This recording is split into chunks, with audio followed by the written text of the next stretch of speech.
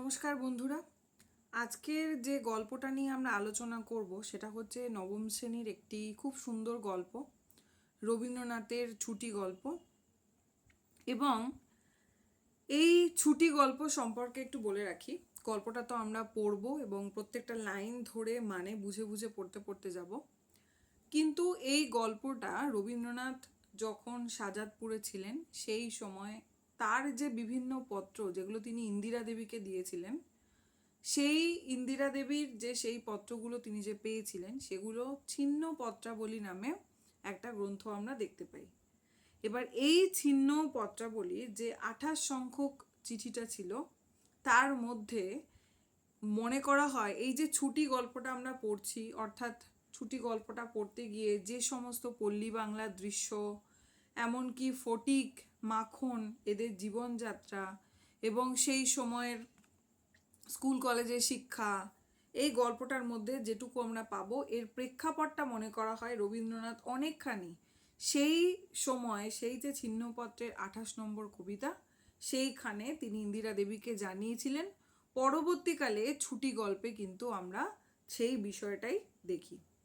এরপরে এটা আমরা মূল বিষয়টা একটু জেনে রাখলাম। এরপর ছুটি গল্প সম্পর্কে বলতে গেলে আমরা ছোট্ট করে বলতে পারি যে এখানে আমরা যে চরিত্রটা পাবো মূলত ছুটি গল্পে, সেটা হচ্ছে ফটিক চাঁদ বা ফটিক চরিত্র।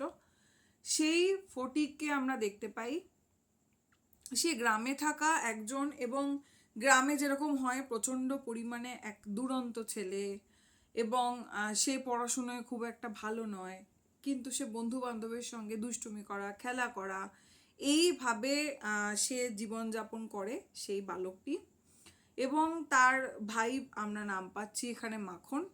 এবং এদের মধ্যে যে একটা দুষ্টমি, একটা খুনসুটির সম্পর্ক ভাইয়ের সঙ্গে দাদাটা পল্লী বাংলার দৃষ্টিতে, সেই জিনিসটাও আমরা দেখতে পাবো। তারপরে দেখা যাবে যে ফটিককে তার মামা নিতে এসেছে এবং সে তার মামার সঙ্গে চলে যাচ্ছে তার মামার বাড়িতে। সে তো খুব খুশি, আমরা যেরকম মামার বাড়িতে যেতে খুশি হই, ভীষণ আনন্দ পাই যে বাহ, এবার আমরা মামার বাড়িতে যাব, কি মজা। তো ফটিকেও ভীষণ মজায় ছিল যে মামার বউ। কিন্তু বাড়িতে যাওয়ার পর তার জীবনযাত্রাটা কিভাবে বদলে যায় বা কি অবস্থা দাঁড়ায়, সে আদৌ ভালো থাকে না থাকে না, এবং কেন এই গল্পটার নাম ছুটি হলো, সেটা কিন্তু আমরা যখন গল্পটা ধরে ধরে লাইন বাই লাইন পড়বো তখন আমরা বুঝতে পারবো। তাহলে চলো আমরা গল্পটা পড়ে নিই। তাহলে আমরা আজকের আমাদের যে পাঠ্য বিষয় অর্থাৎ ছুটি গল্প, সেই গল্পটা আমরা পড়ব। ছুটি গল্পটি রবীন্দ্রনাথ ঠাকুরের লেখা, এবং গল্পটাতে কি বলছে আমরা ধীরে ধীরে পড়তে পড়তে যাব। ছুটি গল্পটায় বলছে, বালক দিগের সর্দার ফটিক চক্রবর্তীর মাথায় চট করিয়া একটা নতুন ভাবোদয় হইল। নদীর ধারে একটা প্রকাণ্ড শালকাষ্ঠ মাস্তুলে রূপান্তরিত হইবার প্রতীক্ষায় পড়িয়াছিল। স্থির হইল সেটা সকলে মিলিয়া গড়াইয়া লইয়া যাইবে। তাহলে কি বলছে, বালক দিগের সর্দার ছিল হচ্ছে ফটিক, ফটিকের টাইটেল চক্রবর্তী। তার মাথায় চট করে একটা নতুন ভাবনা এলো, কি যে নদীর ধারে একটা প্রকাণ্ড শালকাঠ পড়ে রয়েছে এবং সেই শালকাঠটাকে কি করবে, নিয়ে তারা খেলবে আর কি। সেই শালকাঠটাকে নিয়ে তারা স্থির করলো সেটা সকলে মিলে গড়াইয়া লইয়া যাবে, গড়িয়ে গড়িয়ে নিয়ে যাবে। যে ব্যক্তির কাঠ আবশ্যককালে তাহার যে কতখানি বিস্ময়, বিরক্তি এবং অসুবিধা বোধ হইবে তাহাই উপলব্ধি করিয়া বালকেরা এই প্রস্তাবে সম্পূর্ণ অনুমোদন করিল।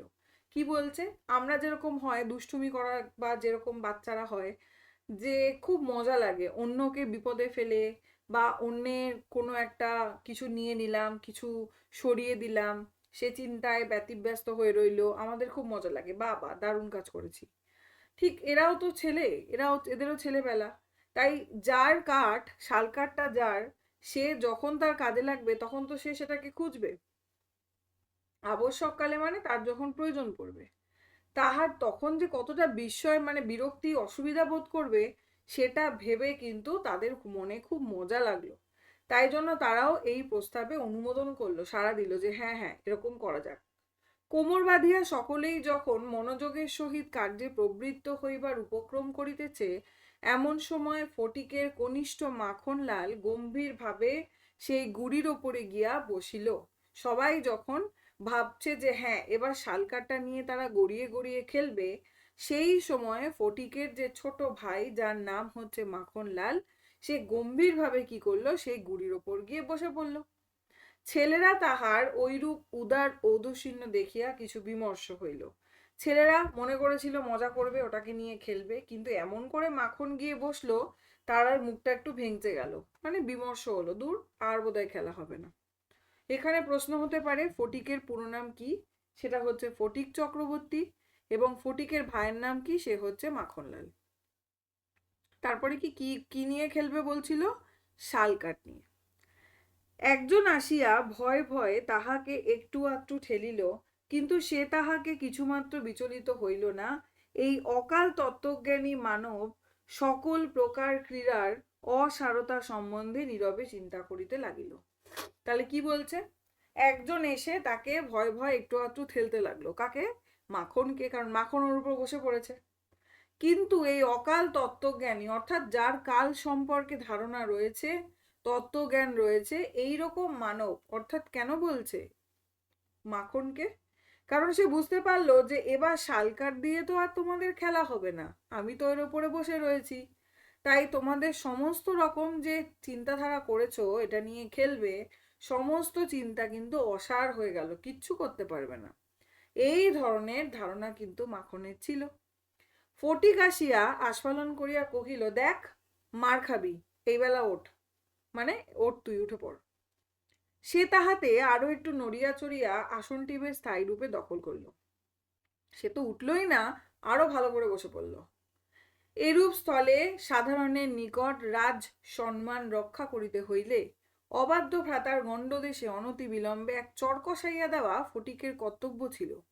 কিন্তু কি সাহস হলো না। অর্থাৎ এইরকম একটা পরিবেশ যেখানে বন্ধু বান্ধব সবাই মিলে খেলছে এবং ভাই দুষ্টুমি করছে, ভাই কথা শুনছে না, এই জায়গায় যদি রাজ সম্মান, মানে রাজার মতন সম্মান যদি পেতে হয় বন্ধু বান্ধবের কাছে, কারণ সে তো সর্দার, বন্ধুদের প্রথম লাইনেই রয়েছে, কিন্তু তাকে তাহলে কি করতে হয়? তাহলে তাকে তার গণ্ড দেশে গিয়ে মারতে হয় তার ভাইকে, কিন্তু সে সেটা করতে পারলো না। কারণ তার সাহস হলো না।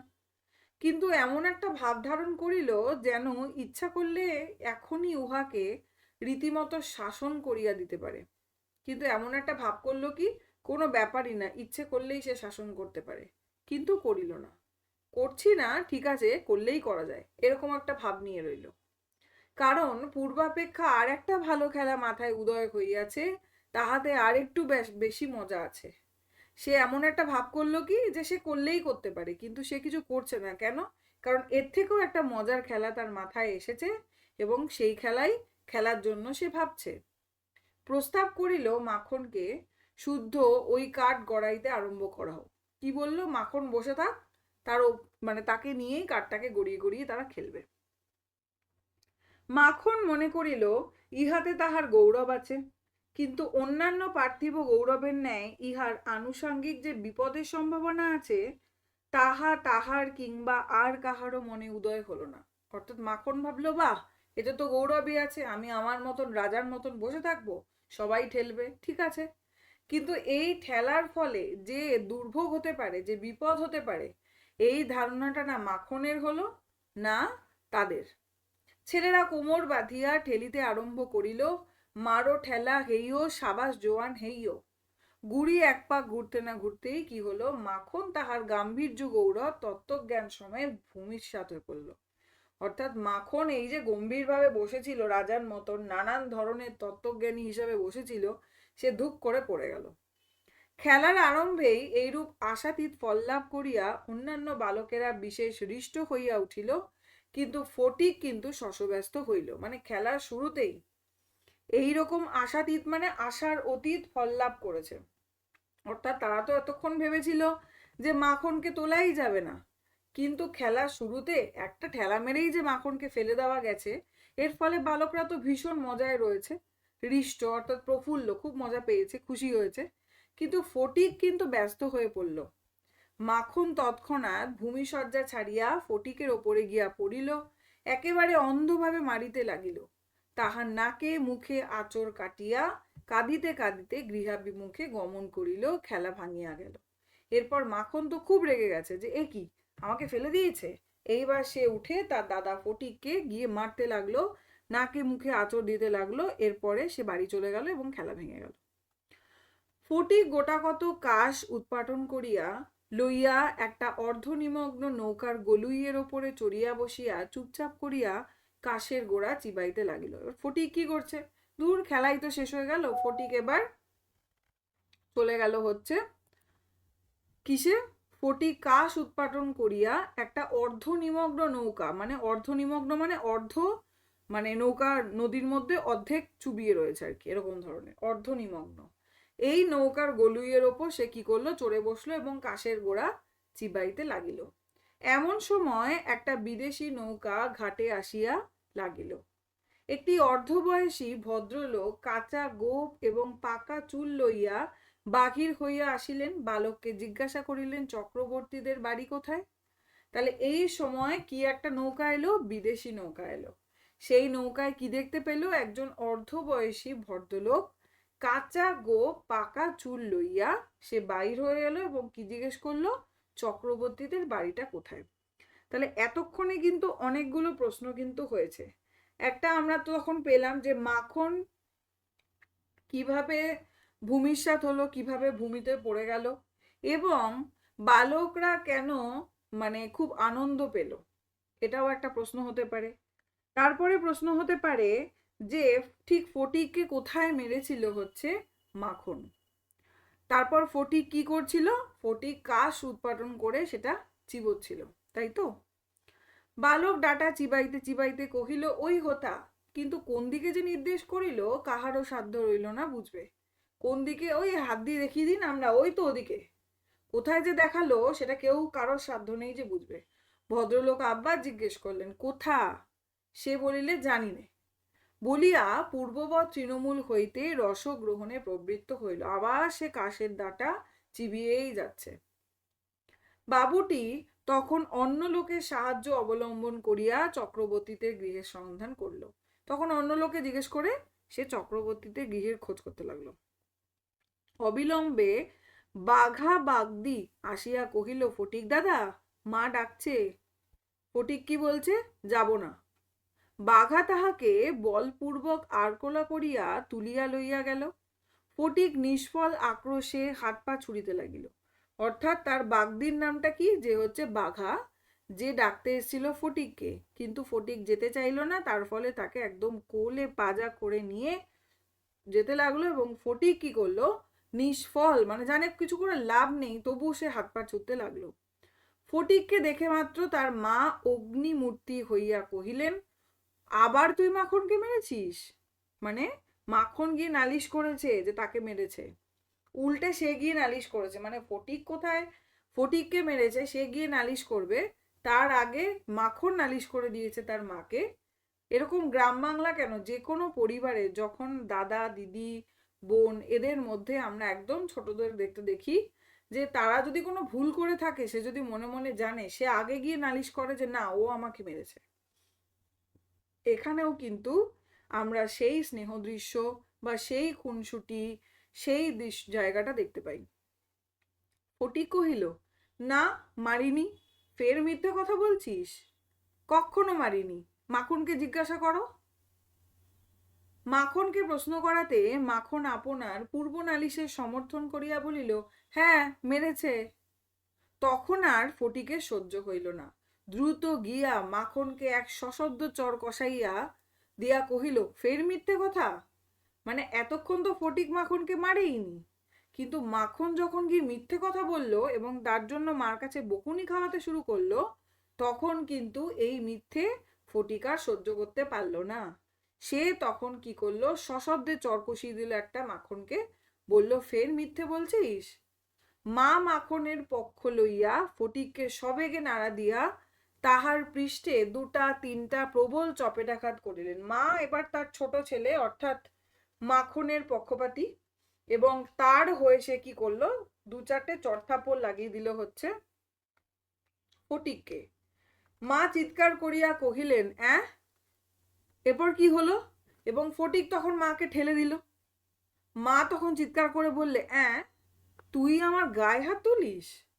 এমন সময় সেই কাঁচা পাকা বাবুটি ঘরে ঢুকিয়া বলিলেন, কি হচ্ছে তোমাদের? ফটিকের মা বিস্ময়ে আনন্দে অভিভূত হইয়া কহিলেন, ও মা, এ যে দাদা, তুমি কবে এলে?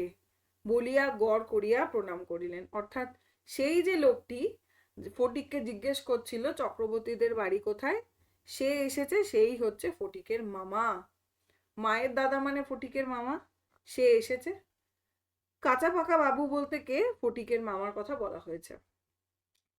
বহুদিন হইল দাদা পশ্চিমে কাজ করিতে গিয়াছিলেন। ইতিমধ্যে ফটিকের মার 2 সন্তান হইয়াছে। তাহারা অনেকটা বাড়িয়া উঠিয়াছে। তাহার স্বামীর মৃত্যু হইয়াছে, কিন্তু একবারও দাদার সাক্ষাৎ পায় নাই। আজ বহুকাল পরে দেশে ফিরিয়া আসিয়া বিশ্বম্বর বাবু তার ভগিনীকে দেখতে এসছেন। তাহলে আমরা বুঝতে পারলাম যে বিশ্বম্বর বাবু হচ্ছে তার, মানে বিশ্বম্বর হচ্ছে মামার নাম, এবং সে পশ্চিমে কাজে গিয়েছিল, এবং তখন তার কি হয়েছে, ভগিনীর 2টো সন্তানও হয়ে গেছে, তারা অনেক বড়ও হয়ে গেছে, তার স্বামীর মৃত্যুও হয়েছে, কিন্তু এইসব কোনো খবরই বিশ্বম্বর বাবু জানে না, কারণ সে পশ্চিমে কাজে গেছে। এই প্রথম সে দেশে ফিরে তার বোনকে দেখতে এলো। কিছুদিন খুব সমারোহে গেল। অবশেষে বিদায় লইবার 2-1 দিন পূর্বে বিশ্বম্বর বাবু তাহার ভগিনীকে ছেলেদের পড়াশুনো এবং মানসিক উন্নতি সম্পর্কে প্রশ্ন করলেন। উত্তরে ফটিকের অবাধ্য উচ্ছৃঙ্খলতা, পাঠে অমনোযোগ, মাখনের সুশান্ত সুশীলতা, বিদ্যা অনুরাগের বিবরণ শুনিলেন। অর্থাৎ বিশ্বম্বর বাবু এবার চলে যাবেন আবার। এইবার তার বোনকে জিজ্ঞেস করছে যে তার ছেলে মেয়েদের পড়াশুনো, তাদের মানসিক অবস্থা ইত্যাদি। তখন ফটিকের মা কি বলছে, যে ফটিক যে খুব দুষ্টু, সে উচ্ছৃঙ্খল, সে পড়াশুনো করতে চায় না। আর উল্টো দিকে মাখন খুব শান্ত, খুব সুশীল, তার বিদ্যার প্রতি একটা অনুরাগ রয়েছে ইত্যাদি তার মা বলল।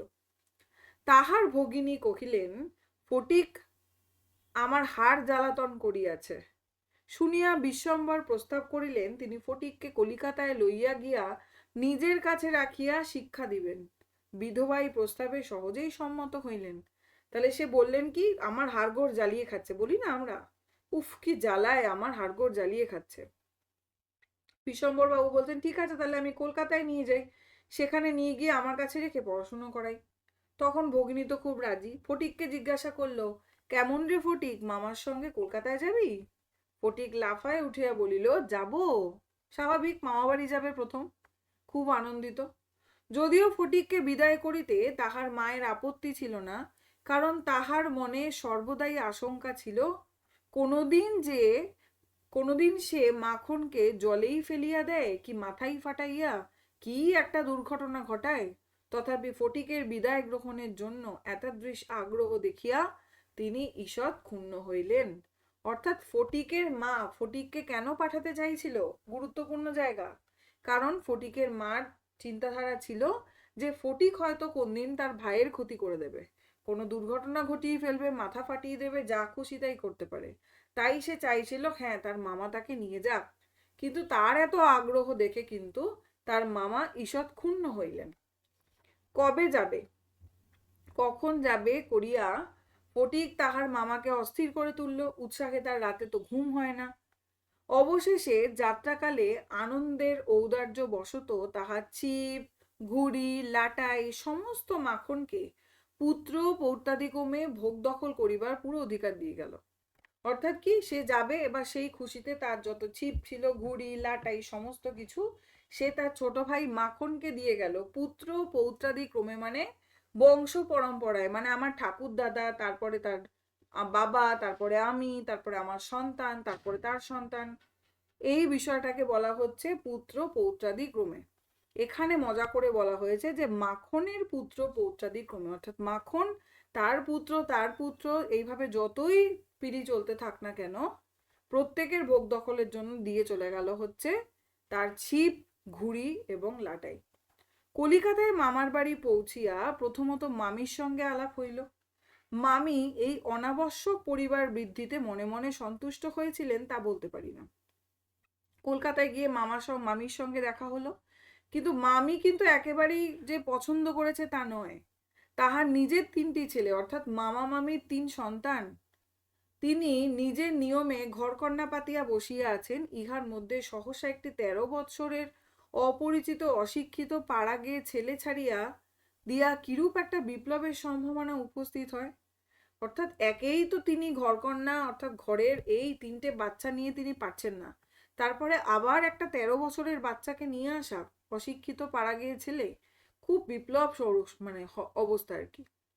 বিশ্বম্বরের এত বয়স হলো তবু কিছুমাত্র যদি জ্ঞানকাণ্ড থাকে, তাহলে কার কথা বলা হয়েছে? তবু কিছুমাত্র যদি জ্ঞানকাণ্ড থাকে, এখান থেকে প্রশ্ন আসে কার কথা, কার জ্ঞানকাণ্ড থাকে? বিশ্বম্বরের। কেন? কারণ কারণ তার বিশ্বম্বরের 3 সন্তান রয়েছে, তবুও সে পাড়াগা থেকে একটা 13 বছরের অশিক্ষিত একটি পাড়াগে ছেলেকে নিয়ে এসছে তার কাছে। এই কথা ভেবে মামির মনে হলো যে বিশ্বম্বর বাবুর কোনো মাত্রই জ্ঞানকাণ্ড নেই।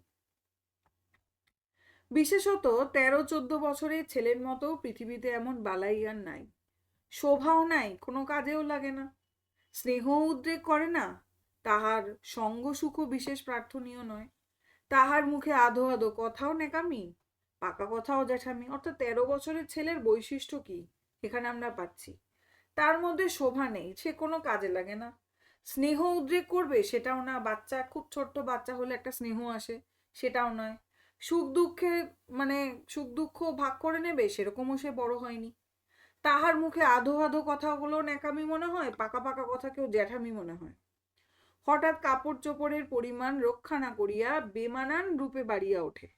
অর্থাৎ এই 13 বছর 14 বছর বয়সটা কি খুব তাড়াতাড়ি করে ছেলেমেয়েরা বেড়ে ওঠে, যেখানে দেখা যায় কাপড় জামা কিনে দিলেও সেগুলো কাপড় জামা মনে হয় ছোট হয়ে যাচ্ছে, কাপড় জামা তো ছোট হয় না, মানুষ বড় হয়ে যাচ্ছে, তাই বেমানান রূপে তারা বেড়ে ওঠে। লোকে সেটা তাহার একটা কুশ্রী স্পর্ধা স্বরূপ জ্ঞান করে। তাহার শৈশবের লালিত্য কণ্ঠস্বরের মিষ্টতা সহসাই চলিয়ে যায়। শৈশবের যে লালিত্য বা কণ্ঠস্বরের যে মিষ্টতা কিছুই তো থাকে না, কারণ আমরা জানি সেই সময় অর্থাৎ কৈশোর বছরে যখন আমরা পদার্পণ করি, কৈশোরে টিনেজার, তখন ছেলেদের যেরকম দাড়ি গোঁফ ধীরে ধীরে গজাতে থাকে, গলার টোন পরিবর্তন হয়ে যায়, মেয়েদের মধ্যেও অনেক শারীরিক পরিবর্তন ঘটে, মানসিক তো ঘটেই, শারীরিক পরিবর্তনটা অনেক বেশিভাবে দেখা যায়।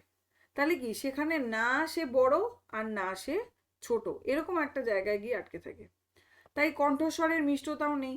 লোকে তাই জন্য তাকে মনে মনে অপরাধ না দিয়া থাকিতে পারে না। শৈশব এবং যৌবনের অনেক দোষ মাপ করা যায়, কিন্তু এই সময়ের কোনো স্বাভাবিক অনিবার্য ত্রুটিও যেন সহ্য হয় না। বোঝা গেল কোন সময়ের কথা বলা হচ্ছে? কিন্তু এই সময়ের কোনো স্বাভাবিক অনিবার্য ত্রুটিও যেন অসহ্য বোধ হয়। কোন সময়ের কথা বলা হচ্ছে? 13-14 বছর বয়সী ছেলের মতন, ছেলেদের কথা আর কি। সেও সর্বদা মনে মনে বুঝিতে পারে পৃথিবীর কোথাও সে ঠিক খাপ খাইতেছে না, এই জন্য আপনার অস্তিত্ব সম্বন্ধে সর্বদা লজ্জিত ক্ষমা প্রার্থী হইয়া থাকে। সেও বুঝতে পারে কোনো জায়গায় তাকে ঠিক মানাচ্ছে না, তাই জন্য নিজের অস্তিত্ব নিয়েই সে একটা লজ্জা বোধ করে যে সে কিরকম ভাবে বেড়ে উঠছে অদ্ভুত ভাবে, যেখানে কারোর থেকে ভালোবাসা, কারোর থেকে স্নেহ, কারোর থেকে বন্ধুত্ব, এগুলো সে ধীরে ধীরে পাওয়া বন্ধ হয়ে যায়। অথচ এই বয়সেই স্নেহের জন্য কিঞ্চিত অতিরিক্ত কাতরতা মনে জন্মায়। এই সময় কিন্তু সে স্নেহ পেতে চায়। এই সময় যদি সে কোনো সহৃদয় ব্যক্তির নিকট হইতে স্নেহ কিংবা সখ্য লাভ করিতে পারে, তবে তাহার নিকট আত্মবিকৃত হইয়া থাকে। যদি কারোর কাছে সে ভালোবাসা পায় এই সময় বা স্নেহ পায়, তার কাছে নিজেকে যেন বিক্রি করে দেয়, এইরকম মনোভাব হয়ে থাকে। কিন্তু তাহাকে স্নেহ করিতে কেহ সাহস করে না, কারণ সেটা সাধারণে প্রশ্রয় বলিয়া মনে করে। কেন স্নেহ করিতে সাহস পায় না? একদম আসতে পারে। কারণ কি? কারণ সেটাকে সাধারণে প্রশ্রয় বলে মনে করে। সুতরাং তাহার চেহারা এবং ভাবখানা অনেকটা প্রভুহীন পথের কুকুরের মতো হইয়া যায়। অতএব এমন অবস্থায় মাতৃভবন ছাড়া আর কোনো অপরিচিত স্থান বালকের পক্ষে নরক। চারিদিকে স্নেহশূন্য বিরাগ তাহার কাছে পদে পদে কাটার মতো বেঁধে। অর্থাৎ এই পরিস্থিতিতে মায়ের ভবন, মাতৃভবন, নিজের বাড়ি বা মা ছাড়া যে কোনো অপরিচিত লোক যে তাকে ভালোবাসবে, তাকে যে স্নেহ করবে, এটা ভাবাও যায় না। এবং সমস্ত কিছুই কি হয়? পদে পদে কাটার মতন বিদ্যে থাকে। এই বয়সে সাধারণত নারী জাতিকে কোনো এক শ্রেষ্ঠ স্বর্গলোকের দুর্লভ জীব বলিয়া মনে ধারণা হইতে আরম্ভ হয়। অর্থাৎ এই বয়সে কি হয়, কোনো মেয়েকে বা নারী জাতিকে কি মনে হয়, সে যেন স্বর্গ থেকে এসছে কোনো একটা দুর্লভ জীব। অতএব তাহাদের নিকট হইতে উপেক্ষা অত্যন্ত দুঃসহ বোধ হয়, এই জন্য উপেক্ষাও পাওয়া যায়। মামির স্নেহহীন চক্ষে সে যে একটা দুর্গ্রহের মতো প্রতিভাত হইতেছে, এইটা ফটিকের সবচেয়ে বাধিত। অর্থাৎ মামির তার প্রতি কোনো রকম স্নেহ নেই, অর্থাৎ মামি যেন তাকে দেখতেই পারে না। এই ব্যাপারটাই কিন্তু ফটিকের কাছে খুবই দুঃসহ মনে হয়, খুবই খারাপ লাগে, খুবই কষ্ট পায়। কোনো একটা মামি যদি কোনো একটা কাজ করতে দেয় দৈবাৎ, তাহা হইলে সে মনের আনন্দে যতটা আবশ্যক তার চেয়ে বেশি কাজ করিয়া ফেলিত। অবশেষে মামি যখন তাহার উৎসাহ দমন করিয়া বলিতেন, ঢের হয়েছে, ঢের হয়েছে, ওতে আর তোমায় হাত দিতে হবে না, এখন তুমি নিজের কাজে মন দাওগে, একটু পড়াগে যাও, তখন কি হতো, তার মানসিক উন্নতির প্রতি মামির এতটা যত্ন বাহুল্য তার অত্যন্ত নিষ্ঠুর অবিচার বলে মনে হতো। তো মামি যদি তাকে, সে অপেক্ষা করে থাকতো যে তার মামি তাকে একটু ভালোবাসবে, তাকে একটু স্নেহ করবে। সে তো এই স্নেহ ভালোবাসা পাওয়ার জন্যই তো সে মামার বাড়িতে এসেছে, এবং সে চেয়েছে তার মামিও তাকে স্নেহ করুক। তার মা যেমন তাকে মানে প্রহার করে, মারে, তার পাশাপাশি তাকে তো ভালোবাসে, স্নেহও করে। সে কোথাও সেই জায়গাটা তার মামিকে দিতে চেয়েছিল, যে মামিও তাকে সেরকম ভাবে ভালোবাসবে, সে মামির সমস্ত কাজ করবে, একদম সন্তানের মতন মামির কাছে থাকবে। কিন্তু মামি কিন্তু দেখা গেল যে ফটিককে একেবারেই পছন্দ করে না, কোনো রকম তার প্রতি কোনো ভালোবাসা, কোনো স্নেহ কিচ্ছু নেই। এবং মামি যদি কোনো কাজ দেয় তখন সে খুব আনন্দ পায় ফটিক, এবং সেই কাজটা আরো বেশি ভালো করে করার চেষ্টা করে এবং আরো অনেক কাজ করে ফেলতে চেষ্টা করে। তখন কিন্তু সে কি আশা করে, তার মামি তাকে অবশ্যই একটা ভালো কথা বলবে, কিন্তু তার মামি কিন্তু সেটা বলে না, এবং বলে ঠিক আছে ঠিক আছে, অনেক হয়েছে, এবার যাও নিজের পড়া করো। এই যে কথাটা বলা, এর মধ্যে সে কিন্তু কোনো মামির স্নেহ, ভালোবাসা কিচ্ছু দেখতে পায় না। এই যে অবিচার, অনাচার, নিষ্ঠুর, এটা কিন্তু খুব কষ্টদায়ক হচ্ছে ফটিককে। ঘরের মধ্যে এরূপ অনাদর ইহার পর আবার হাঁপ ছাড়িবার জায়গা ছিল না। দেয়ালের মধ্যে আটকা পড়িয়া কেবলই তাহার গ্রামের কথা মনে পড়তো। এক তো ঘরের মধ্যে তাকে ভালোবাসে না তার মামি, এবং মামির যে সন্তানরাও যে খুব ভালোবাসে তা নয়, তারপরেও চার দেওয়ালের মধ্যে, কারণ যেই ছেলেটা, আমরা দেখেছি গ্রাম বাংলায় মানুষ হওয়া একটি ছেলে, এবং সেখানে সে বড় হয়, সেখানে সে বন্ধু বান্ধবের সাথে দুষ্টুমি করা, খেলা, নানান ধরনের খেলা করা, সে তাকে যখন চার দেওয়ালের মধ্যে এসে আটকে দেওয়া হয়েছে এবং স্নেহ ভালোবাসা কিছুই সে পাচ্ছে না, তখন তো সে পুরো বন্দি, সে তো ছটফট করবেই। ফটিকের অবস্থাটা এরকম হয়ে দাঁড়ালো। প্রকাণ্ড একটা ধাউস ঘুড়ি লইয়া বো বো শব্দে উড়াইয়া বেড়াইবার সেই মাঠ তাইরে নাইরে না করিয়া উচ্চস্বরে স্বরচিত রাগিনী আলাপ করিয়া অকর্মণ্যভাবে ঘুরিয়া বেড়াইবার সেই নদীটির কি কি মনে পড়ছে তার। পরপর জায়গাটা কিন্তু মনে রাখতে হবে। দিনের মধ্যে যখন তখন ঝাঁপ দিয়া পড়িয়া সাঁতার কাটিবার সেই সংকীর্ণ স্রোতস্বিনী অর্থাৎ নদী, সেই সব দলবল, উপদ্রব, স্বাধীনতা, এবং সর্বোপরি সেই অত্যাচারিণী অবিচারিণী মা অহর্নিশি তার নিরুপায় চিত্তকে আকর্ষণ করত। অর্থাৎ এইবার সে বাড়ি যেতে চাইছে, তার গ্রাম বাংলার কথা মনে পড়ছে, যেই নদীতে সে ঝাঁপ দিয়ে খেলতো, যে বন্ধুদের সাথে সে দুষ্টুমি করত, সে গাছে উঠে সে চড়ে বেড়াতো, যেখানে উঠে সে তাইরে নাইরে নাইরে না করে গাইতো এবং বো বো করে ছুটে বেড়াতো, সেই সমস্ত স্মৃতিগুলো কিন্তু তাকে আঁকড়ে ধরছে, তাকে মনে পড়ছে, তার একদম মনে পড়তে থাকে। দেওয়ালের এই চার দেওয়ালের মধ্যে থেকে তার কি হয়, তার দম বন্ধ হয়ে আসে। সে তখন তার সেই মাকে মনে পড়ে, তার সেই মায়ের প্রহারকেও মনে পড়ে। জন্তুর মতো এক প্রকার অবুঝ ভালোবাসা, কেবল একটা কাছে যাইবার অন্ধ ইচ্ছা, কেবল একটা না দেখিয়া অব্যক্ত ব্যাকুলতা, গোধূলি সময়ের মাতৃহীন বৎসরের মতো কেবল একটা আন্তরিক মা মা ক্রন্দন। খুব সুন্দর জায়গাটা বলছে দেখো। বলছে জন্তুরা যেরকম ভালোবাসে না, জন্তুদের ভালোবাসা এক প্রকার একটা অবুঝ ভালোবাসা। সেই ভালোবাসায় তাকে কে ভালোবাসছে কি করছে সেটা সে জানতে চায় না, কিন্তু সে পাগলের মতো ছুটে যায়, তার ইচ্ছে করে ভালোবাসতে, তার ইচ্ছে করে সেই ভালোবাসা পেতে। সেই জন্তুর মতন এক অবুঝ ভালোবাসা দেখা দিয়েছে ফটিকের মনে। কেবল কি কাছে যাবে, কাছে যাওয়ার একটা অন্ধ ইচ্ছা, কেবল একটা ব্যাকুলতা কাজ করছে। কিসের ব্যাকুলতা? গোধূলি সময়ের মাতৃহীন বৎসের, মাতৃহীন বৎসের মতো কেবল একটা আন্তরিক মা মা ক্রন্দন। অর্থাৎ গোধূলি সময় মানে কি, গোধূলি বলতে আমরা কি বুঝি? বিকেল বেলা যখন সূর্য ডোবে সেই সময়টাকে গোধূলি বলি, তাই তো? সেই গোধূলি সময়ের আমাদের জীবনেও কিন্তু গোধূলি নামে।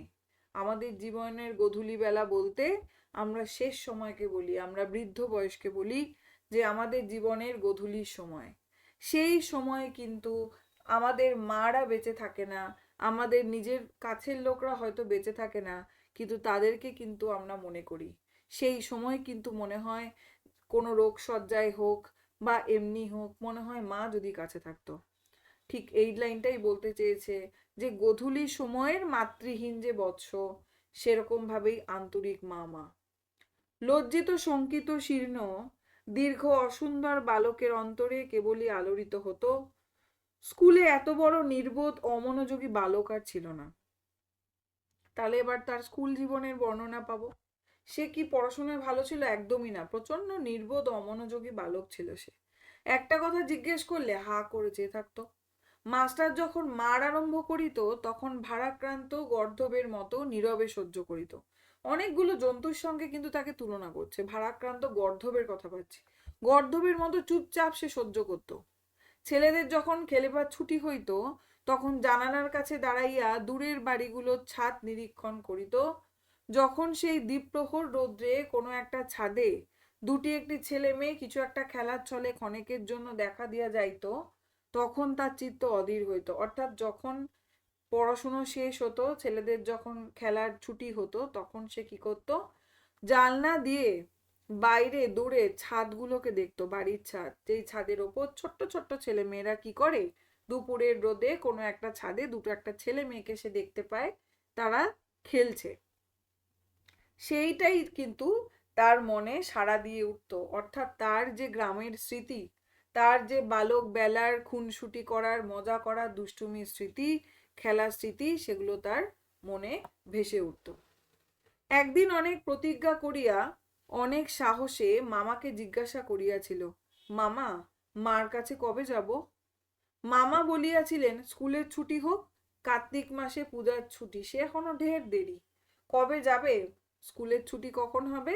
কার্তিক মাসে। কার্তিক মাসে কিসের ছুটি? কার্তিক মাসে পূজার ছুটি, সে এখনো অনেক দেরি।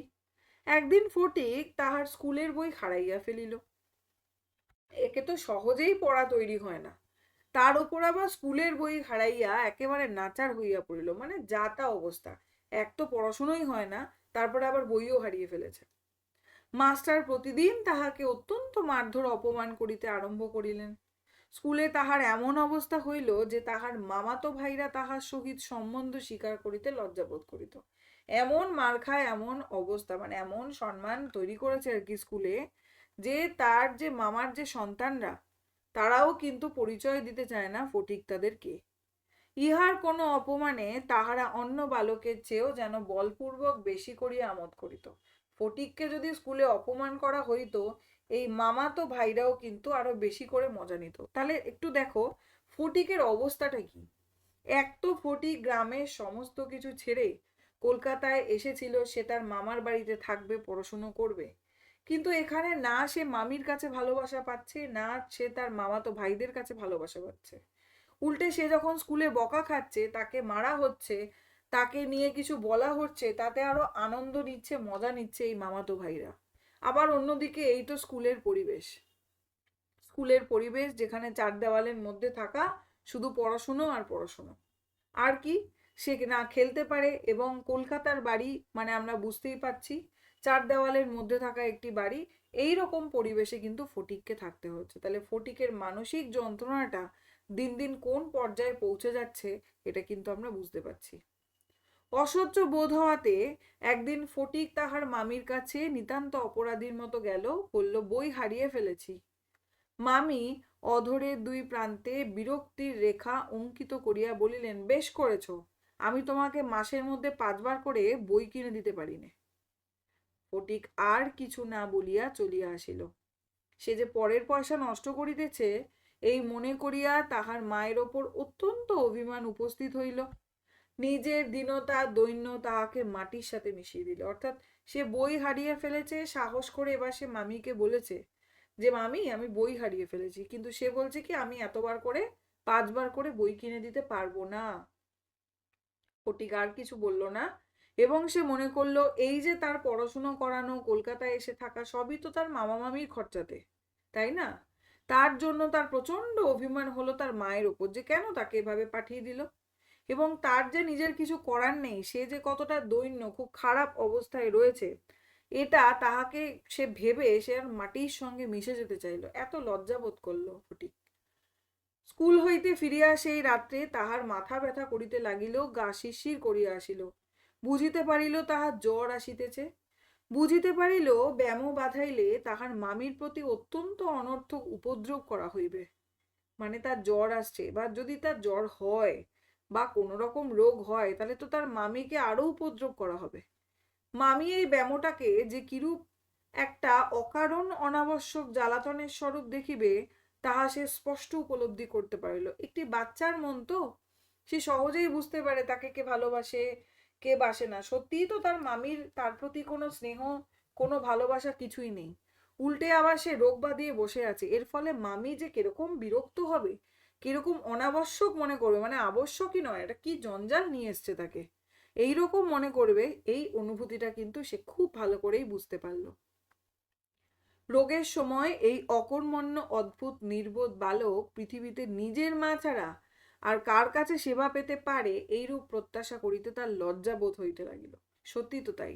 তার যখন এখন রোগ, তখন এই অকর্মণ্য তো তার তো কোনো কমে লাগে না। না সে পড়াশুনো করতে পারছে, না তাকে কোনো কাজ করতে দিচ্ছে, কিছুই করতে পারছে না। এই অকর্মণ্য অদ্ভুত একটা নির্বোধ বালক হচ্ছে ফটিক, এবং তার মা ছাড়া যে অন্য কেউ তাকে স্নেহ করবে এটা তোর ভাবাও উচিত নয়, লজ্জা বোধ করা উচিত।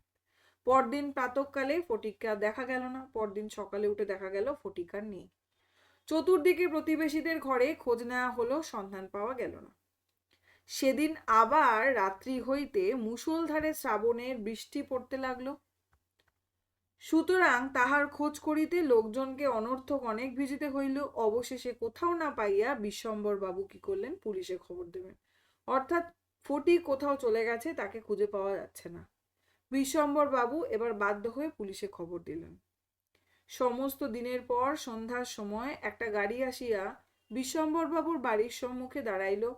তখনও ঝুপঝুপ করিয়া অবিশ্রাম বৃষ্টি পড়িতেছে, রাস্তায় এক হাঁটু জল দাঁড়াইয়া আছে। প্রচন্ড বৃষ্টি পড়ছে, জল দাঁড়িয়ে আছে। এই সময় কি হলো, দুজন পুলিশের লোক গাড়ি হইতে ফটিককে ধরাধরি করে বিশ্বম্বর বাবুর নিকট নিয়ে এলো।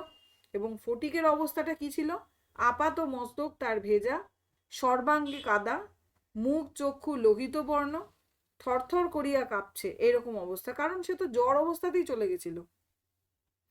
বিশ্বম্বর বাবু কি করলো, প্রায় কোলে করিয়া তাহাকে অন্তঃপুরে লয়ে গেলেন, ভেতরে নিয়ে গেলেন। মামি তাহাকে দেখিয়াই বলে উঠল, কেন বাপু, পরের ছেলেকে নিয়ে কেন এ কর্মভোগ, তা ওকে বাড়ি পাঠিয়ে। বোঝা গেল, বাড়ি পাঠিয়ে দিতে বলছে। বাস্তবিক সমস্ত দিন দুশ্চিন্তায় তাহার ভালোরূপ আহারাদি হয় নাই, এবং নিজের ছেলেদের সহিত না হোক অনেক কিটমিট করিয়াছে। খুব বিরক্ত হয়ে আছে মামি, যে পালিয়ে গেছে, খোঁজাখুঁজি, পুলিশ, যা খুশি অবস্থা আর কি, তাতে এমনিই সে দুশ্চিন্তায় ছিল, তারপরে তার ছেলেদের সাথেও খিটিমিটি হয়েছে। ফটিক কাঁদিয়া উঠিয়া কহিল, আমি মার কাছে যাচ্ছিলুম, আমাকে ফিরিয়ে এনেছে। বালকের জ্বর অত্যন্ত বাড়িয়া উঠিল। সমস্ত রাত্রি সে প্রলাপ বকতে লাগলো। বিশ্বম্বর বাবু কি করলেন, চিকিৎসক ডেকে আনলেন। ফটিক তাহার রক্তবর্ণ চক্ষু একবার উন্মিলিত করিয়া কড়িকাঠের দিকে হতবুদ্ধিভাবে তাকাইয়া, মামা আমার ছুটি হয়েছে কি, মানে সে ছুটি চায়। অর্থাৎ সে বাড়ি যাবে, সে তার গ্রামের বাড়ি যাবে, সে তার মায়ের কাছে যাবে, তাই তার এই আকুতি ছুটির। বিশ্বম্বর বাবু রুমালে চোখ মুছিয়া সস্নেহে ফটিকের শীর্ণ তপ্ত হাতখানি হাতের ওপর তুলিয়া তাহার কাছে বসলেন। অর্থাৎ বিশ্বম্বর বাবু চরিত্রটা যদি আমরা দেখি, তার মধ্যে কিন্তু যথেষ্ট স্নেহ বিষয়টা আমরা দেখতে পাই। তাই না সে তার ভগিনীকে দেখতে গেছিল এতদিন পরে হলেও, এবং তার একটা চিন্তাও হয়েছে তার ভগিনীর পুত্র সন্তানদের প্রতি। এবং যখন জানতে পারলো ফটিক কিরকম পড়াশোনায় বা কিভাবে আছে, তখন কিন্তু সে তাকে কলকাতায় নিয়ে আসতে দুবার ভাবেনি। তারপরে নিয়ে এসে তাকে স্কুলে ভর্তি করানো, এই বিষয়গুলো কিন্তু আমরা বিশ্বম্বর বাবুর মধ্যে দেখতে পাই। কিন্তু তাকে অনেকটা নিরীহই আমরা দেখতে পাচ্ছি। আচ্ছা, ফটিক বিড়বিড় করে বলতে লাগলো, মা আমাকে মারিস নে, সত্যি বলছি আমি কোনো দোষ করিনি। অর্থাৎ জ্বরে, প্রচন্ড জ্বরে যেরকম মানুষ ভুল বকতে থাকে, যেটাকে আমরা বলি যা খুশি তাই বলতে থাকে, কারণ তার তখন মন একটা অন্য জায়গায় বাস করে। তার মন এখন কোথায়? তার মন এখন সেই গ্রামে, তার বাড়িতে। তাই সে বলছে, মা আমাকে মারিস নে মা, সত্যি বলছি আমি কোনো দোষ করিনি। পরের দিন বেলা কিছুক্ষণের জন্য সচেতন হইয়া ফটিক কাহার প্রত্যাশায় ফ্যাল ফ্যাল করিয়া ঘরের চারিদিকে চাহিল, নিরাশ হইয়া আবার নীরবে দেওয়ালের দিকে মুখ করিয়া পাশ ফিরিয়া শুইল। সে আশা করেছিল তার মা আসবে, এবং চারদিক দেখে সে যখন কিচ্ছু দেখলো না, তখন নিরাশ হয়ে সে আবার পাশ ফিরে শুলো। বিশ্বম্বর বাবু তাহার মনের ভাব বুঝিয়া তাহার কানের কাছে মুখ নত করে কি বললেন মৃদুস্বরে, ফটিক তোর মাকে আনতে পাঠিয়েছি। বিশ্বম্বর বাবু বুঝতে পেরেছেন যে সে তার মাকে খুঁজছে, তাই বলল, ফটিক তোর মাকে আনতে পাঠিয়েছি। তাহার পরদিনও কাটিয়া গেল। ডাক্তার চিন্তিত বিমর্ষ মুখে জানাইলেন, অবস্থা বড়ই খারাপ। ডাক্তার বলছেন খুবই খারাপ অবস্থা। বিশ্বম্বর বাবু স্থিমিত প্রদীপে রোগশয্যায় বসিয়া প্রতি মুহূর্তেই ফটিকের মাতার জন্য প্রতীক্ষা করতে লাগলেন। চুপ করে সে রোগশয্যায় অর্থাৎ রোগীর পাশে বসে রইলেন, অল্প আলো, মৃদু আলোতে, এবং বসে তার মধ্যে কিন্তু আমরা একটা কাতরতা দেখতে পাচ্ছি ফটিকের এই কষ্টে। এবং সে তার বোন বা ফটিকের মায়ের জন্য অপেক্ষা করতে লাগলো। ফটিক খালাসিদের মতো সুর করিয়া বলিতে লাগিল, এক বাও মেলে না, দো বাও মেলে এ না, মেলে না। কলিকাতায় আসিবার সময় কতকটা রাস্তা স্টিমারে আসিতে হইয়াছিল। খালাসিরা কাছি ফেলিয়া সুর করিয়া জল মাপিত। সে যখন কলকাতায় আসছিল তার মামার সঙ্গে, তখন কিছুটা রাস্তা সে কিসে এসেছে? স্টিমারে করে এসেছে, কিন্তু গুরুত্বপূর্ণ জায়গা দাগাতে হবে। খালাসিরা কি করছিল তখন? গান গায় না, তখন জল মাপত তারা। ফটিক প্রলাপে তাহাদের অনুকরণে জল মাপছে, এবং যে অকুল সমুদ্রে যাত্রা করিতেছে বালক রাশি ফেলিয়া কোথাও তাহার তল পাইতেছে না। অর্থাৎ কোন অকুল সমুদ্রে যাত্রা করছে? অর্থাৎ তার মনে হচ্ছে তার বাড়ি, তার গ্রাম যেন এক বিশাল সমুদ্র, এর জল মাপা যাচ্ছে না এবং এর শেষও হচ্ছে না, কিছুতেই সে সেই জায়গায় পৌঁছতে পারছে না, সে চলছে তো সে চলছে। এমন সময় ফটিকের মাতা ঝড়ের মতো ঘরে প্রবেশ করিয়াই উচ্চস্বরে শোক করিতে লাগিলেন।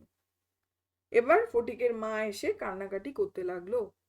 বিশ্বম্বর বহু কষ্টে তাহার শোকোচ্ছ্বাস নিবৃত্ত করিলে তিনি শয্যার ওপর আছাড় খাইয়া পড়িয়া উচ্চস্বরে ডাকলেন, কি? ফটিক সোনা মানিক আমার। অর্থাৎ এরপরে দেখা গেল ফটিককে ডাকলো, ফটিক সোনা মানিক আমার। ফটিক যেন অতি সহজেই তার উত্তর দিল। হ্যাঁ? মা আবার ডাকিলেন, ওরে ফটিক বাপধন রে। ফটিক আস্তে আস্তে পাশ ফিরিয়া কাহাকেও লক্ষ্য না করিয়া মৃদুস্বরে কহিল, মা এখন আমার ছুটি হয়েছে মা, এখন আমি বাড়ি যাচ্ছি। অর্থাৎ এখানে আমরা দেখতে পারি যে এই যে ছুটি, ছুটি গল্পটার নামকরণ কেন হয়েছে? ছুটি গল্পটার নামে ছুটি কথাটা কিন্তু আমরা এখানে 3বার পাবো। এর আগের দুবারের ছুটি আমরা স্কুলের ছুটির কথা দেখতে পেয়েছি, যেখানে বলছে কার্তিক মাসে ছুটি পড়বে এবং বাড়ি যাব। কিন্তু শেষ পর্যন্ত যে ছুটি আমরা দেখতে পাচ্ছি, সেটা কি শুধুমাত্রই বাড়ি যাওয়ার ছুটি? না, সেটা কোন বাড়ি যাওয়ার ছুটি? সেটা মৃত্যুর ছুটি, সেটা জীবন থেকে ছুটি। অর্থাৎ এই ছুটির একেবারে ছুটি, একেবারে দি এন্ড যাকে বলে, সমস্ত কিছু শেষ, এই ছুটির কথা বলতে কিন্তু সেই ছুটি বলতে চেয়েছে। অর্থাৎ এই বালক চিরকাল ছুটি চেয়ে এসেছিল, যে কখন ছুটি পাবে, কখন ছুটি পাবে। শেষ পর্যন্ত সে ছুটি পেল, কিন্তু সেই ছুটি কিসের ছুটি? সেই ছুটি হচ্ছে তার একেবারে ছুটি, জীবন থেকে ছুটি। এই হচ্ছে গল্পটা। এই গল্পটা আমরা সুন্দরভাবে প্রত্যেকটা শব্দ ধরে ধরে খুঁটিয়ে পড়লাম। আশা করি তোমরা প্রত্যেকে বুঝতে পেরেছ। তাহলে আমরা বুঝতে পারছি এর নামকরণটা কেন হলো। তাহলে এই গল্পটা আমরা পড়লাম লাইন বাই লাইন ধরে ধরে। তাহলে এখানে ছুটি বলতে কোন ছুটির কথা বলা হচ্ছে? ছুটি বলতে কিন্তু বলা হচ্ছে যে অন্তিম ছুটি, জীবন থেকে ছুটি।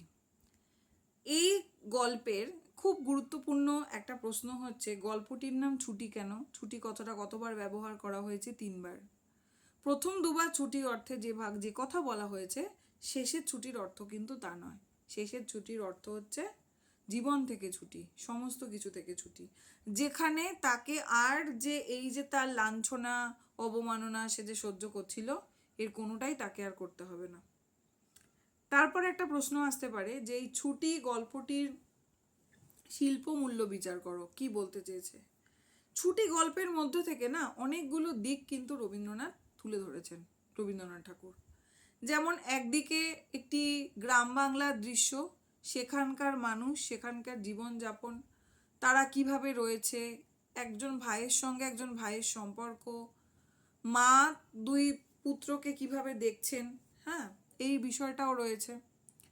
এই সমস্ত কিছুর পরে যখন দেখা যাচ্ছে যে ফটিককে তার মামার বাড়ি আসতে হচ্ছে, এবং সে খুব খুশি খুশি আসছে, কারণ মামার বাড়ি কেনা যেতে চায়, স্বাভাবিক।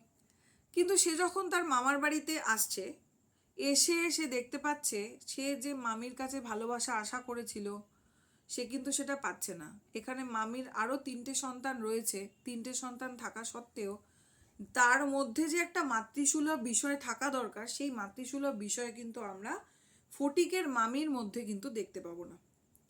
তাহলে এই যে অবমাননা, অর্থাৎ এক তো তার বয়স হচ্ছে 13-14 বছর বয়স, সেই সময়টায় যে কতটা লাঞ্ছনা সহ্য করতে হয় একটি ছেলেকে বা একটি মানুষকে, সেই বিষয়টা কিন্তু রবীন্দ্রনাথ দেখাচ্ছেন। এবং এই লাঞ্ছনা আমরা দেখতে পাচ্ছি শুধুমাত্র মামির মধ্যে নয়, মামির যে সমস্ত পুত্ররা রয়েছেন বা মামির যে সন্তানরা রয়েছেন, তারাও কিন্তু ফটিককে ভালোভাবে মেনে নিতে পারছে না। ফটিক স্কুলে মার খাচ্ছে, স্কুলে নানান রকম তাকে নিয়ে মন্তব্য হচ্ছে, তাতে কিন্তু তারা খুশি এবং তারা আরও বেশি আহ্লাদ করছে।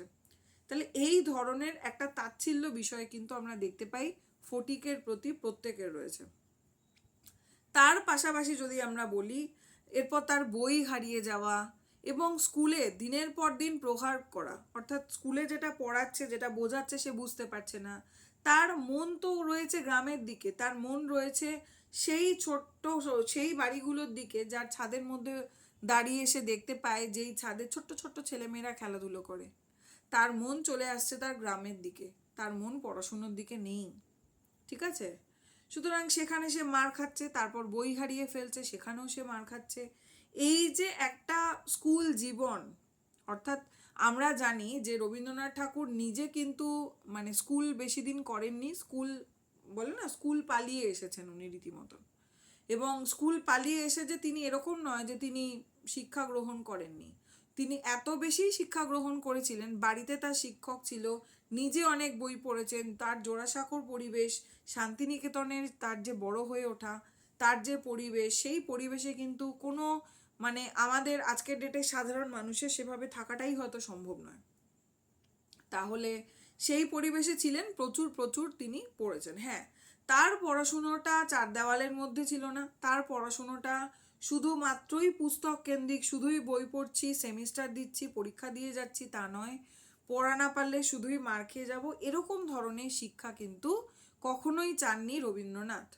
তার জন্যই আমরা জানি শান্তিনিকেতনে তিনি মানে যেটা শান্তিনিকেতনের যে আশ্রম, যে জায়গাটা তৈরি করেছিলেন, একটা গাছের তলায় বসে তিনি পড়াতেন, সেই জায়গাটা আজও রয়েছে। কেন তিনি করেছিলেন? কারণ তিনি মনে করতেন স্কুলের বিদ্যালয়ে চার দেওয়ালের মধ্যে যে শিক্ষা দেওয়া হয় সেটা যথার্থ শিক্ষা নয়। তার বাইরে প্রকৃতির মাঝে, মানুষের মাঝে যে শিক্ষা লাভ করা যায় সেটাই হচ্ছে প্রকৃত শিক্ষা, এইটা হচ্ছে রবীন্দ্রনাথ মনে করতেন। এবং সেই বিষয়টাই কিন্তু কোথাও এই ছুটি গল্পের মধ্য দিয়ে আমরা দেখতে পাচ্ছি, যেখানে দেখা যাচ্ছে যে এই যে ফটিক, সে তো এই গ্রাম বাংলার পরিবেশে বড় হওয়া একটা ছেলে, সে এই চার দেওয়ালের মধ্যে যে বাধ্যবাধকতা পড়া করতে হবে, না হলে প্রহার করা হবে, এই বিষয়গুলোকে সে মেনে নিতে পারছে না। বোঝা গেল? তাহলে একদিকে এদিকে ধাক্কা খাচ্ছে, আরেকদিকে তার মামি তার সাথে ভালো ব্যবহার করছে না, মামাতো ভাইরা করছে না, ঘরের চার দেওয়ালের মধ্যে বন্দি একটা পরিবেশ তার। তার মামা তাকে ভালোবাসলেও সে কোথাও একটা নিরীহ দেখতে পাচ্ছি, এরকম আমরা দেখতে পাইনি যে সে তার মামির সঙ্গে লড়ছে বা কথা বলছে বা মামিকে কিছু বলছে, এরকম কিন্তু আমরা কোথাও দেখিনি গল্পে। তাহলে এই যে সমস্ত বিষয়গুলো বলতে পারি, মামির কাছে যে স্নেহ, যে ভালোবাসা পাওয়ার কথা, সেই ভালোবাসা সে পাচ্ছে না। একটা মানুষ যেখানে ভালোবাসার স্নেহের কাঙাল একটা বয়সে গিয়ে, তখন সে যখন কারোর থেকে শ্রদ্ধা, কারোর থেকে স্নেহ, ভালোবাসা এতটুকু যদি না পায়, তখন সে ভাঙতে শুরু করে। তার তখন কি মনে হয় যে না, আমি আবার সেই গ্রামে ফিরে যাব, যেখান থেকে এসেছিলাম ফিরে যাব। মা আমাকে প্রহার করতো ঠিকই, সেই প্রহারও আমার কাছে ভালো, আমি সেখানেই ফিরে যাব। কারণ কোথাও সে তার মায়ের জায়গাটা, মামি চেয়েছিল সে আসবে, সে মামি হয়তো তাকে তার মায়ের মতন আপ্যায়ন করে নেবে, তাকে ভালোবাসবে, কিন্তু তার ধারণা যে কতটা ভুল সেটা আমরা বুঝতে পেরেছি, সেটা সেও বুঝেছে। তার ফলে সে যখন রোগে পড়ে বা মনে হয় যে না এবার জ্বর আসতে চলেছে বা শরীরটা খারাপ হবে, তখন তার চোখের সামনে ভাসে যে এটা হওয়ার পর তার মামির কতটা বিরক্ত হবে, তার মানে সে কতটা আরও খারাপ পরিস্থিতি তৈরি করবে, এমনি যেন সে অবাঞ্ছিতভাবে চলে এসেছে। এই যে কতগুলো উপমা রবীন্দ্রনাথ দিয়েছেন, যেমন এই জায়গাটা, তার চেহারা এবং ভাবখানা অনেকটা প্রভুহীন পথের কুকুরের মতো। রাস্তার কুকুর কি হয় যদি তার প্রভু না থাকে, অর্থাৎ তাকে দেখার লোক না থাকে, তাকে গাইড করার লোক না থাকে, তার যে অবস্থা হয়, প্রত্যেকের কাছে লাথি খাচ্ছে, মার খাচ্ছে, গাড়ি এসে চাপা দিয়ে দিচ্ছে, যা তা অবস্থা, জল ঢেলে দিচ্ছে, আমরা তো দেখতে পাই রাস্তাঘাটে পথে। সেই অবস্থা দাঁড়িয়ে গেছে কিন্তু ফটিকের কোথাও। আবার কি বলছে, গোধূলি সময়ের মাতৃহীন বৎসের মতো, একটু আগেই বললাম, গোধূলি সময় যখন মাতৃহীন হয়ে যায় সেই অবস্থায় কি দাঁড়ায়, ভারাক্রান্ত গর্ধবের মতন অবস্থা দাঁড়িয়েছে হচ্ছে ফটিকের। এই নানান ধরনের কুকুর, বাছুর, গাধা, এই তিনটে ইতর প্রাণীর সঙ্গে কিন্তু তুলনা করছে। তাহলে প্রশ্ন আসতে পারে, কোন কোন জন্তুর সঙ্গে তুলনা করা হয়েছে কুকুর, বাছুর এবং গাধা গোধূলি সময়ের মাতৃহীন বাছুরের মতন? গোধূলি সময় অর্থাৎ যখন বিকেল, বাছুরের যে অবস্থা হয়, মা না থাকলে গরুর যে বাছুর, গরু যায় সাথে সাথে বাছুর যায়, মাতৃহীন, তার মা নেই, গোধূলি সন্ধ্যা হয়ে এসেছে, তাকে বাড়ি ফিরতে হবে, তার যে অবস্থা হয়, তার যে পথহারা অবস্থা হয়, সেই অবস্থা হচ্ছে তার। আবার অন্যভাবে ভাবতে গেলে, আমি গল্পটা পড়াতে পড়াতেই বললাম, সেটা হচ্ছে মানুষের এক গোধূলি অবস্থা আসে, বৃদ্ধ অবস্থা। সেই অবস্থাতে আমাদের মাকে আরও বেশি করে আমরা কাছে চাই, প্রিয়জনকে কাছে চাই, কিন্তু সেই অবস্থায় যখন না পাই, তখন যে সিচুয়েশন দাঁড়ায়, তখন যে অবস্থা দাঁড়ায়, কোথাও ফটিকের অবস্থাটা সেটাই হয়ে দাঁড়িয়েছে। তাহলে এইরকমভাবে আমরা বলতে পারি। তারপর কলকাতার নাগরিক পরিবেশ, এই সমস্ত কিছু কোথাও যেন ফটিককে বাধ্য করেছিল যে সে সেখান থেকে পালিয়ে যাবে, সে যেভাবে হোক চলে যাবে তার মায়ের কাছে। সে আর ছুটি অবধি অপেক্ষা করতে পারছিল না, তার দম বন্ধ হয়ে আসছিল। তাহলে এইভাবে আমরা বলতে পারি, শিল্পের দিকটা বিচার করতে পারি যে কতটা সুন্দরভাবে নানান দিকগুলোকে রবীন্দ্রনাথ ঠাকুর এই গল্পের মধ্য থেকে তুলে ধরছেন। গ্রাম বাংলার দৃশ্য, সেখানকার জনজীবন, সেখানে কিভাবে থাকছে, তার সাথে সাথে এই সমস্ত দিকগুলো কিন্তু ফুটিয়ে তুলছে। এটা একটু বড়ভাবে আমি আলোচনা করলাম, ছোট প্রশ্ন প্রচুর রয়েছে। যেমন ফটিক তার মাকে, তোর মাকে আনতে পাঠিয়েছি, কে কাকে বলছেন? বিশ্বম্বর বাবু বলছেন ফটিককে। তারপরে বই হারিয়ে ফেলেছি, কে কাকে বলল, এবং কতবার বই কিনে দিতে পারবো না উল্লেখ করেছে, 5 বার। ঠিক আছে। রোগের সময় ফটিক মা ছাড়া আর কারো সেবা পাবে এটা সে ভাবতেই পারে না। কেন তার এরকম ধারণা হলো, এটাও কিন্তু একটা বিষয়। কেন ধারণা হলো তোমরা আমাকে কমেন্টে বলো, যে কেন ফটিকের এটা মনে হলো যে এই যে তার অবস্থা, এই রোগের সময় তার মা বাদে যে অন্য কারোর ওপর সে মানে ভরসা করবে, যে তাকে দেখবে, এটা তার ভাবা উচিত নয়। এই ভাবনায় তার লজ্জা এলো। কেন ফটিকের এই ধরনের চিন্তা ভাবনা হলো, আমাকে একটু দু একটা কথায় আমি চাইবো তোমরা আমাকে কমেন্টে জানাও, তাহলে আমি বুঝবো তোমরা গল্পটা বুঝতে পেরেছো। গল্পটা ভীষণ সুন্দর গল্প, ভীষণ হৃদয়গ্রাহী, মর্মস্পর্শী একটা গল্প। খুব ভালো করে মন দিয়ে বুঝলে কিন্তু এই ফটিকের জন্য আমাদের কোথাও কান্না চলে আসে, কোথাও আমরা নিজেকে এই ফটিকের জায়গায় বসাতে পারি। ছোট্ট ছোট্ট অনেক প্রশ্ন রয়েছে। ফটিকের পুরো নাম কি, তার মামার নাম কি, ফটিকের বয়স কত, প্রচুর প্রচুর প্রশ্ন কিন্তু ভেতরে দাগিয়ে দাগিয়ে, প্রত্যেকটা লাইন দাগিয়ে দাগিয়ে আমাদেরকে পড়ে করতে হবে। গল্পটা আমি পড়লাম এবং প্রত্যেকটা লাইন ধরে ধরে, মিনিং ধরে ধরে আমি বললাম, শব্দের অর্থগুলোও বলে দিলাম, প্রত্যেকটার মানেও বলে দিলাম। তারপরও যদি কোনো প্রশ্ন থাকে অবশ্যই আমাকে জানাবে। এবং আমি তোমাদেরকে যে প্রশ্নটা করলাম যে ফটিকের এই ধরনের ধারণা কেন হলো যে রোগশয্যায় শুধুমাত্র তার মাই তার সাথে থাকতে পারে, বা তার মার কাছেই এই সাহায্যটা আশা করতে পারে যে মা থাকবে, অন্য কারোর কাছে করা যায় না, কেন এটা মনে হলো ফটিকের? তোমাদের কি মনে হয়? এটা আমাকে অবশ্যই কিন্তু তোমরা কমেন্টে জানিও, ঠিক আছে? আরেকটা আমি প্রশ্ন করতে পারি, ফটিকের পদবী কী ছিল?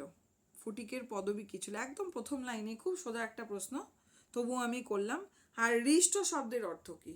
হৃষ্ট পড়াতে পড়াতে আমি বলে দিয়েছি, হৃষ্ট হয় রি মূর্ধন্যস্বয় টয়, এর মানেটা কি, হৃষ্ট কথার অর্থ কী? তাহলে এই হচ্ছে ছুটি গল্পটা পড়লাম, আশা করি তোমরা বুঝতে পেরেছো। ধন্যবাদ সকলকে।